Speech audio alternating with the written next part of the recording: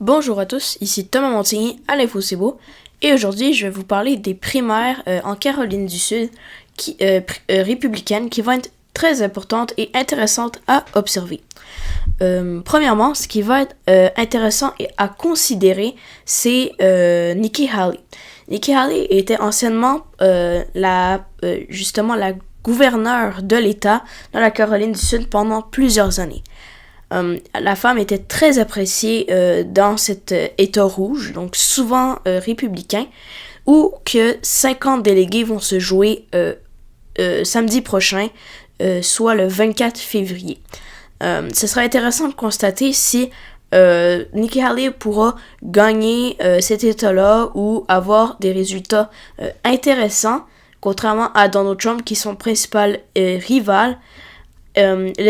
Un sondage fait par le Washington Post, justement sur le sujet, qui est paru le 2 février dernier, a dit que 58% des voix iraient à Donald Trump et 32% pour Nikki Haley.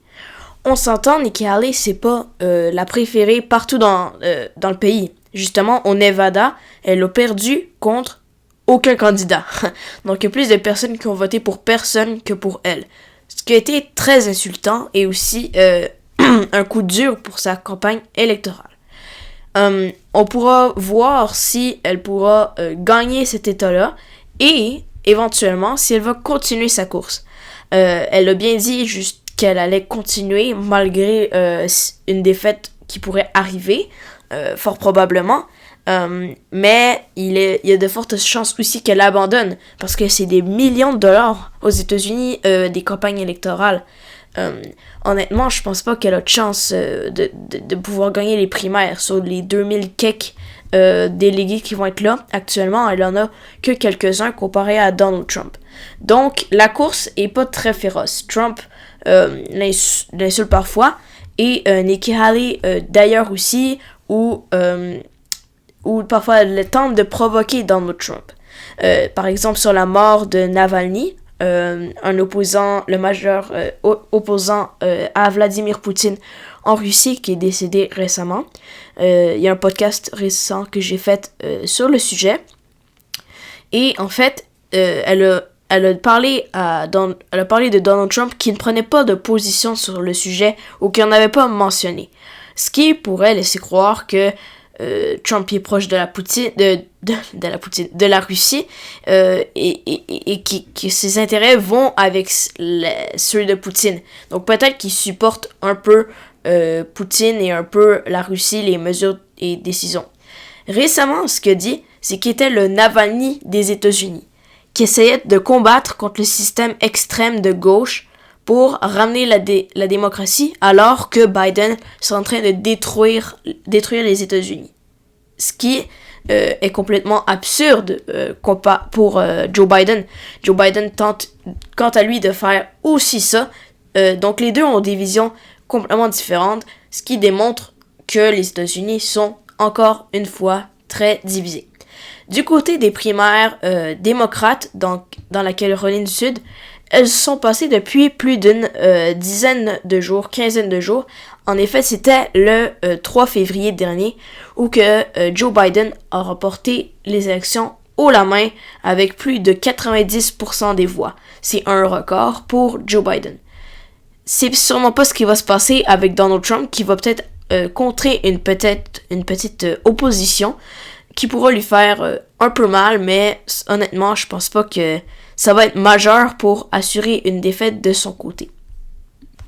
Ce qui pourrait jouer dans l'élection aussi, ce serait des démocrates qui voudraient aller voter pour Nikki Haley ou Donald Trump, qui voudraient peut-être voter pour Nikki Haley et bloquer Donald Trump.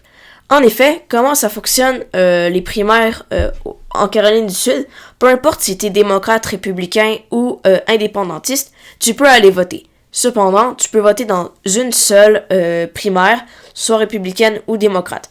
Donc, peut-être qu'il y a certains démocrates qui ont en vue d'une victoire quasi certaine, et c'est ce qui s'est passé avec Joe Biden, ils ont décidé de sûrement pas voter pour lui, et à la place de voter contre Trump pour peut-être donner un petit coup de pouce à Nikki Haley, ce qui pourrait coûter cher à Donald Trump.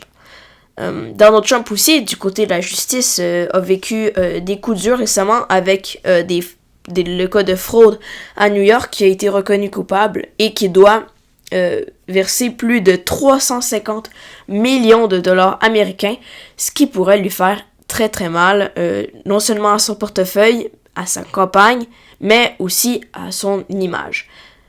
Sans surprise, il a encore lancé le discours de corruption et de manigance du côté des démocrates contre lui pour le faire perdre. Donc, les États-Unis, il y en a certains qui croient Biden, des fois Trump. Donc, c'est divisé sur plusieurs enjeux, sur plusieurs questions.